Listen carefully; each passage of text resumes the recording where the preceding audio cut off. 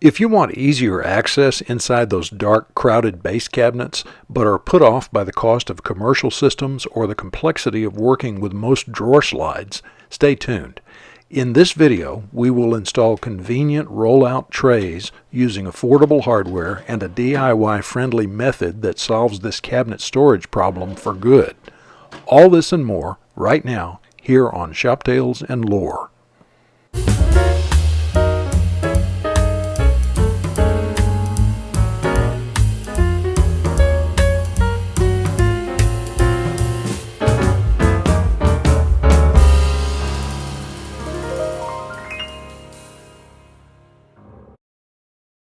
When we remodeled our kitchen some time back, we put a strong emphasis on drawers and rollout trays, packing as many as we could into the cabinet layout.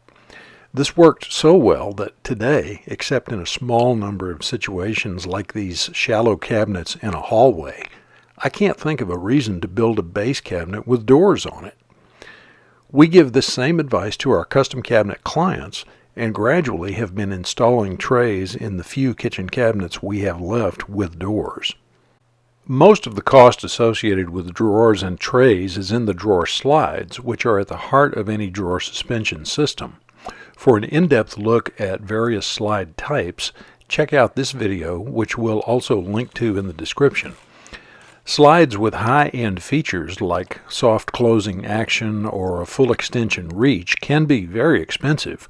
But the good news is that with the kind of access you have over the typical tray, these features aren't really needed. This makes it possible to use other, less costly slides and accessories.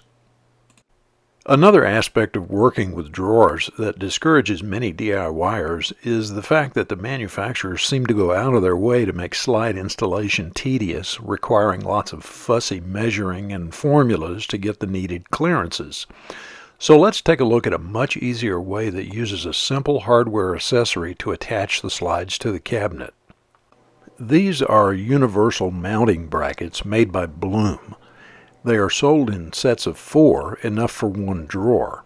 Their advantage is they allow for attaching the slides to a shelf or to the cabinet bottom, eliminating the need to build the drawer to a precise width relative to the cabinet opening. The brackets will fit any type of Blum slide, as well as Blum clones by some other manufacturers.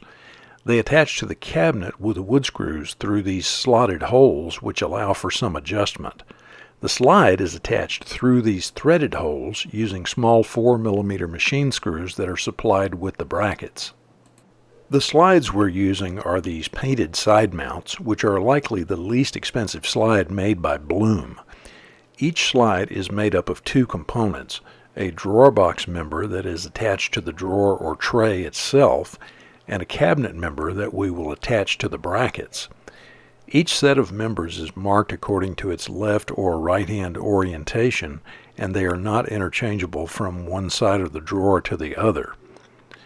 This angled section toward the back end of the cabinet member slopes downward slightly, giving the slide a gentle, soft closing action near the end of its travel.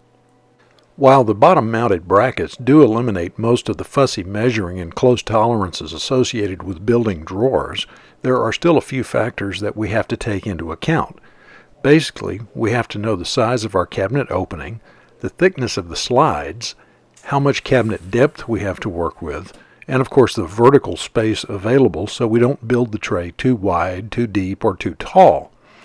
In this case, the opening is 16.5 inches wide, and the hardware specs tell us to allow a total of 1 inch for the slides, 1/2 inch on each side. The only other factor affecting drawer width is to allow for any potential obstruction like the door hinges or the cabinet door itself. So our simplified calculation would look something like this.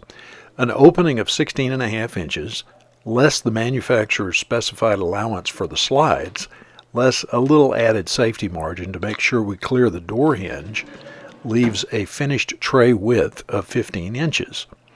This, of course, would be different if we were attaching the slides at the sides of the cabinet opening, but since we're using the bottom mount brackets, a 15-inch tray will work just fine.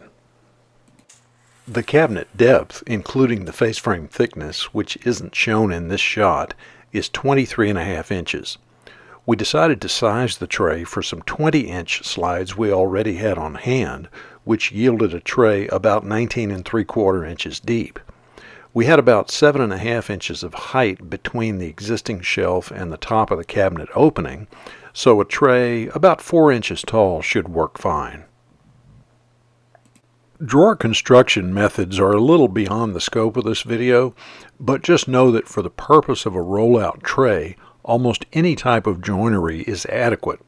While dovetails or other locking joints like this tongue and dado can last a lifetime, other methods like rabbets or even butt joints can provide many years of service with the modern wood glues available today. Once the tray is ready, prep it by attaching the drawer box slide components. Since our drawer box material is a 1/2 inch thick, I'm using 1/2 inch flathead wood screws for this step after drilling small pilot holes. Now attach the brackets to the cabinet slide members using the 4mm machine screws discussed earlier.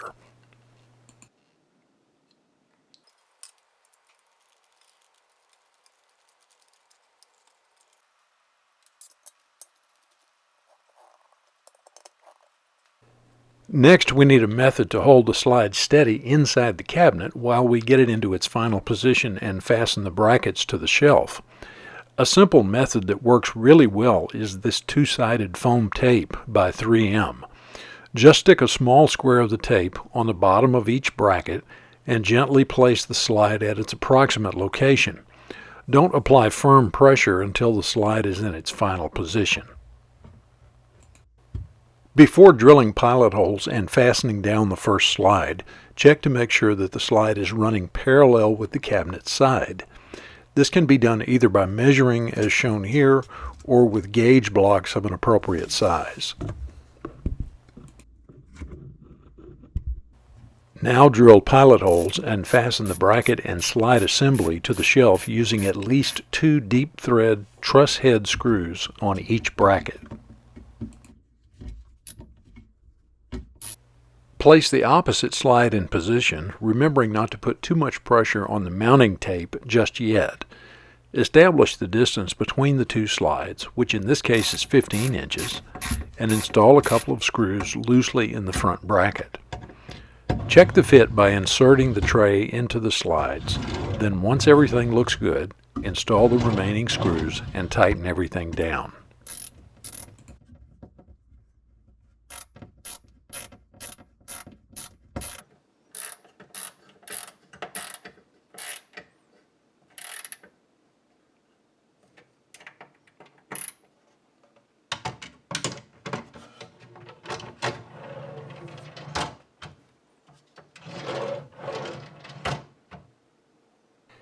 And there you have it, improved access and more functional storage with a simplified approach that minimizes planning and installation headaches.